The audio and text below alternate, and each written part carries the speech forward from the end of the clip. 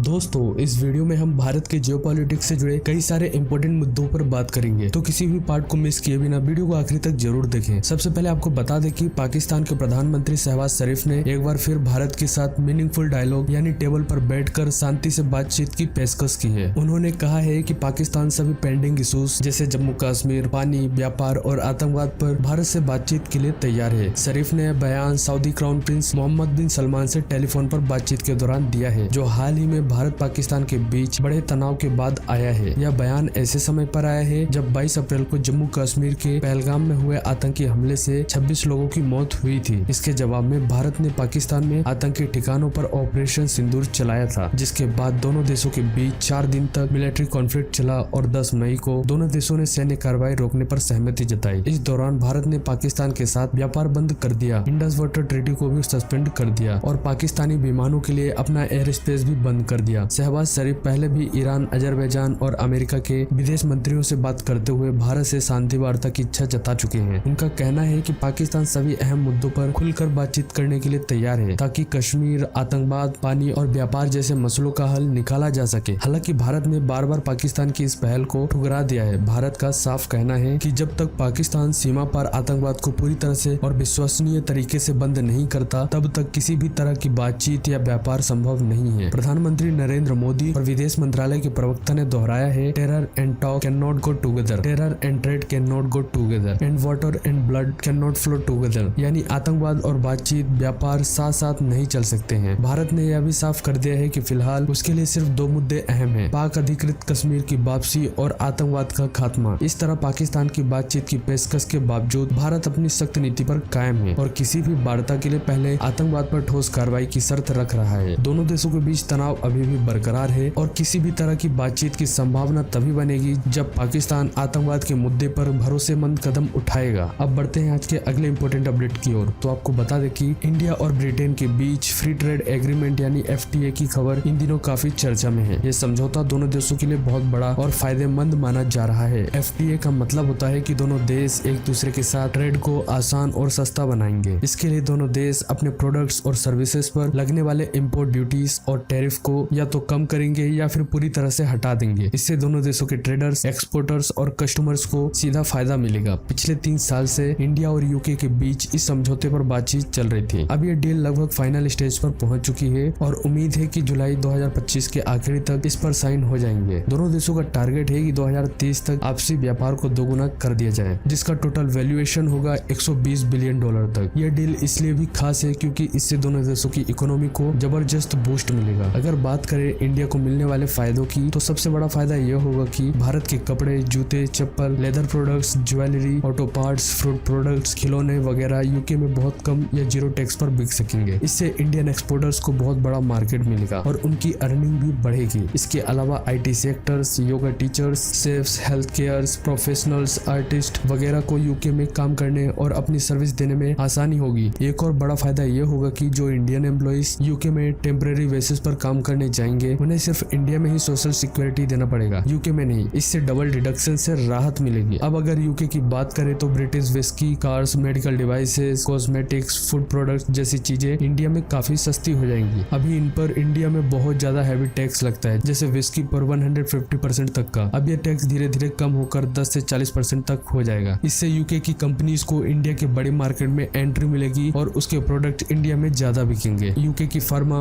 Aerospace, electronics, education और financial services कंपनियों को इंडिया में काम करने के नए मौके मिलेंगे। इस एग्रीमेंट से दोनों देशों के प्रोफेशनल्स और स्टार्टअप्स को भी बड़ा फायदा होगा। IT, finance, health care, R&D, yoga, art जैसे सेक्टर में दोनों देशों के प्रोफेशनल्स को वीजा और सर्विस डिलीवरी में आसानी होगी। साथ ही digital technology, green energy, pharma और सेमीकंडक्टर जैसे फ्यूचर सेक्टर्स में भी कोलैबोरेशन बढ़ेगा। हालांकि हर समझौते की तरह इसमें कुछ चैलेंजेस भी हैं, जैसे इंडिया में ऑटो सेक्टर को यूके की सस्ती कार से कंपटीशन बढ़ सकता है। वहीं दोनों देशों के सोशल सिक्योरिटी और वीजा रूल्स को भी कोऑर्डिनेट करना होगा ताकि एम्प्लॉयज को कोई दिक्कत ना हो। अभी दोनों देशों की सरकारें इन टेक्निकल और लीगल पॉइंट्स पर काम कर रही हैं ताकि डील स्मूथली लागू हो सके। कुल मिलाकर India UK free trade agreement दोनों देशों के लिए एक गेम चेंजर साबित हो सकता है। इससे न सिर्फ व्यापार और इन्वेस्टमेंट बढ़ेगा, बल्कि एम्प्लॉयमेंट, इनोवेशंस और टेक्नोलॉजी एक्सचेंज के नए रास्ते खुलेंगे। दोनों देशों की इकोनॉमी को मजबूती मिलेगी और आपसी रिश्ते और गहरे होंगे आने वाले महीनों में जैसे जैसे यह यह एग्रीमेंट लागू होगा, इंडिया और यूके के बिजनेसेस, एक्सपोर्टर्स, प्रोफेशनल्स और कंज्यूमर्स को इसके फायदे का सीधा सीधा असर दिखने लगेगा। अब बढ़ते हैं आज की अगली अपडेट्स की ओर। तो आपको बता दें कि इंडिया को अक्सर टैरिफ किंग कहा जाता है, खासकर अमेरिका के पूर्व राष्ट्रपति डोनाल्ड ट्रंप द्वारा, क्योंकि भारत पर आरोप लगता है कि वह इम्पोर्ट्स पर बहुत ज्यादा टैक्स या ड्यूटी लगाता है। लेकिन हाल ही में फाइनेंस मिनिस्टर निर्मला सीतारमण ने इस बात को साफ तौर पर नकारा है और बताया है कि असलियत इससे काफी अलग है। सीतारमण के मुताबिक भारत में जो टैरिफ रेट्स दिखाई देती हैं वो असल में संसद से मंजूरी के लिए तय की गई अधिकतम सीमा होती है, लेकिन असलियत में सरकार जो इफेक्टिव टैरिफ लागू करती है वह इन सेलिंग रेट से काफी कम होती है। यानी बाहर से दिखने पर लगता है कि भारत के टैरिफ बहुत ज्यादा हैं, जबकि असल में कई प्रोडक्ट्स पर टैक्स बहुत कम है या कई बार शून्य भी है। यही वजह है कि विदेशों में भारत की छवि बहुत रेस्ट्रिक्टिव और एग्रेसिव टैरिफ नेशन की बन गई है, जबकि सच्चाई इससे अलग है। अमेरिका ने रेसिप्रोकल टैरिफ यानी कि 26% टैरिफ लगाने की धमकी दी थी, लेकिन फिलहाल इसे 9 जुलाई तक सस्पेंड किया गया है ताकि दोनों देशों के बीच ट्रेड डील पर बातचीत हो सके। सीतारमण ने कहा कि बातचीत काफी तेजी से चल रही है और भारत के एक्सपोर्टर्स को ग्लोबल चैलेंजेस के बावजूद अच्छा प्रदर्शन करने में भारत सरकार की टारगेटेड पॉलिसीज मदद कर रही है। भारत ने पिछले कुछ सालों में टैरिफ स्ट्रक्चर को सिंप्लीफाई किया है। पहले कई तरह की दरें थी, अब सिर्फ 8 टैरिफ रेट्स रह गई हैं, जिसमें जीरो रेट भी शामिल है। इसमें सिस्टम ज्यादा आसान और ट्रांसपेरेंट हो गया है। इसके अलावा भारत ने मैन्युफैक्चरिंग, वैल्यू एडिशन और एक्सपोर्ट्स को बढ़ावा देने के लिए कई रिफॉर्म्स किए हैं, जैसे प्रोडक्शन लिंक्ड इंसेंटिव स्कीम्स। इसका असर यह है कि भारत का एक्सपोर्ट बास्केट अब ट्रेडिशनल चीजों से हटकर हाई वैल्यू प्रोडक्ट्स की ओर बढ़ रहा है। 2024 से 25 में भारत के कुल एक्सपोर्ट की वैल्यू 825 बिलियन तक पहुंच गई है, जो पिछले साल से 6% की बढ़ोतरी है और 2013 और 14 के बीच के 466 बिलियन से काफी आगे है। सीतारमण ने यह भी बताया कि कई प्रोडक्ट्स पर सांसद से मंजूरी ली गई है कि दर से काफी कम टैरिफ वसूला जाता है, लेकिन गजट में वही ऊंची दरें छपती हैं, जिससे लोगों को लगता है कि भारत बहुत ज्यादा टैक्स लगाता है। असल में भारत ने टैरिफ रेट्स को कम किया है और सिर्फ 8 स्लैब है, जिससे ट्रेड और एक्सपोर्ट्स को बढ़ावा मिल रहा है। इस तरह भारत की टैरिफ किंग वाली छवि हकीकत से मेल नहीं खाती। असल में भारत ने अपने टैरिफ स्ट्रक्चर को काफी रेशनल और बिजनेस फ्रेंडली बना लिया है, जिससे घरेलू मैन्युफैक्चरिंग और एक्सपोर्ट को मजबूत सपोर्ट मिल सके। दोस्तों, अब बढ़ते हैं आज की अगली अपडेट्स की ओर। तो आपको बता दें कि कतर ने हाल ही में साफ कर दिया है कि वह ईरान के खिलाफ कड़े डिप्लोमेटिक्स और लीगल एक्शन लेगा, क्योंकि ईरान ने कतर में स्थित अमेरिकी एयरबेस अल उदीद पर मिसाइल हमला किया था। कतर के प्रधानमंत्री शेख मोहम्मद बिन अब्दुल्ला रहमान अल थानी ने इस हमले को देश की संप्रभुता का उल्लंघन बताया और कहा कि हम इस मामले में सभी डिप्लोमेटिक और लीगल कदम उठाएंगे। हमें उम्मीद है कि यह मामला जल्द सुलझ जाएगा और यह अध्याय बंद हो जाएगा। यह हमला तब हुआ जब ईरान ने अपने न्यूक्लियर साइट्स पर अमेरिकी हमलों के जवाब में अल उदीद एयरबेस को टारगेट किया। ईरान की इस्लामिक रिवॉल्यूशनरी गार्ड कोर्प्स ने साफ कहा है कि यह स्ट्राइक अमेरिका की मिलिट्री एग्रेशन का जवाब है। हालांकि कतर सरकार ने बताया है कि मिसाइल हमले से कोई जान माल का नुकसान तो नहीं हुआ है, क्योंकि बेस को पहले से ही खाली करा लिया गया था और कतर की एयर डिफेंस ने मिसाइलों को इंटरसेप्ट कर लिया था। कतर ने इस हमले की कड़ी निंदा की और इसे अपनी संप्रभुता का उल्लंघन बताया। कतर की सरकार ने कहा है कि वह इस मामले को अंतर्राष्ट्रीय मंचों पर उठाएगी और सभी जरूरी डिप्लोमेटिक व लीगल कदम उठाएगी ताकि भविष्य में ऐसी घटनाएं न हो। इस घटना से मिडिल ईस्ट में तनाव और बढ़ गया है, क्योंकि ईरान, अमेरिका और इजराइल के बीच पहले से ही हालात काफी तनावपूर्ण रहे हैं। कतर ने साफ किया है कि उसकी प्राथमिकता देश की सुरक्षा और संप्रभुता है और वह किसी भी तरह के उल्लंघन को बर्दाश्त नहीं करेगा। तो दोस्तों, अब बढ़ते हैं आज के अगले अपडेट्स की ओर। तो आपको बता दें कि इजराइल ईरान के बीच हालिया संघर्ष के कारण भारत सरकार ने अपने नागरिकों की सुरक्षा के लिए ऑपरेशन सिंधु नाम से एक बड़ा एवैक्यूएशन अभियान शुरू किया था। इस ऑपरेशन के तहत भारतीय दूतावास ने ईरान में फंसे हजारों भारतीयों को सुरक्षित बाहर निकालने के लिए कई कदम उठाए हैं। जैसे जैसे इजराइल ईरान के बीच सीज फायर लागू हुआ, भारतीय दूतावास ने इवैक्यूएशन एक्सरसाइज को धीरे धीरे बंद करना शुरू कर दिया है। भारतीय दूतावास ने मंगलवार रात को जानकारी दी है अब नई इवैक्यूएशन रिक्वेस्ट के लिए कॉन्टेक्ट डेस्क बंद कर दी गई है। मसहद सिटी में जो भारतीय पिछले कुछ दिनों में पहुंचे थे और भारतीय दूतावास द्वारा अरेंज किए गए होटलों में रुके थे, उन्हें सदर होटल में शिफ्ट होने के लिए कहा गया है, क्योंकि बाकी होटलों के कमरे अब रिलीज किए जा रहे हैं। सदर होटल में सिर्फ 2 दिन 26 जून तक के लिए कमरे रखे जाएंगे, ताकि नागरिक खुद भी देख सके कि ईरान की सुरक्षा स्थिति सामान्य हो रही है या नहीं। दूतावास ने बाकी भारतीयों को सलाह दी है कि वे जहां हैं वहीं रहें और ताजा खबरों व दूतावास की एडवाइजरी पर नजर रखें। अगर किसी को भी कोई सलाह, मदद या खास जरूरत हो तो वे दूतावास के टेलीग्राम चैनल या हेल्पलाइन नंबरों के जरिए संपर्क कर सकते हैं। ये चैनल कुछ दिनों तक खुले रहेंगे। ऑपरेशन सिंधु के तहत अब तक करीब 3154 भारतीयों को ईरान से सुरक्षित भारत लाया जा चुका है। इसमें कई छात्र, वर्कर्स और कुछ अन्य देश के नागरिक भी शामिल थे, जिन्हें भारत ने अपने साथ निकाला। एम्बेसी ने यह भी साफ किया है कि भारत सरकार स्थिति पर लगातार नजर रखे हुए है और अगर फिर से सुरक्षा को खतरा होता है तो रणनीति बदली जा सकती है। सीज फायर के बाद इजराइल और ईरान ने आगे कोई बड़ा हमला नहीं किया है, लेकिन भारतीय दूतावास और सरकार सरकार पूरी सतर्कता के साथ स्थिति पर नजर बनाए हुए है। अभी के लिए इवैक्यूएशन प्रक्रिया लगभग समाप्त हो गई है, लेकिन जरूरत पड़ने पर फिर से मदद दी जाएगी। तो दोस्तों, इन अपडेट्स के बारे में आप सभी की क्या राय है? आप अपनी राय हमें नीचे कमेंट बॉक्स में पिन करके जरूर बताना, और वीडियो अच्छी लगी हो तो वीडियो को लाइक और शेयर करना, चैनल को सब्सक्राइब करना मत भूलना। Thanks for watching. जय हिंद, धन्यवाद।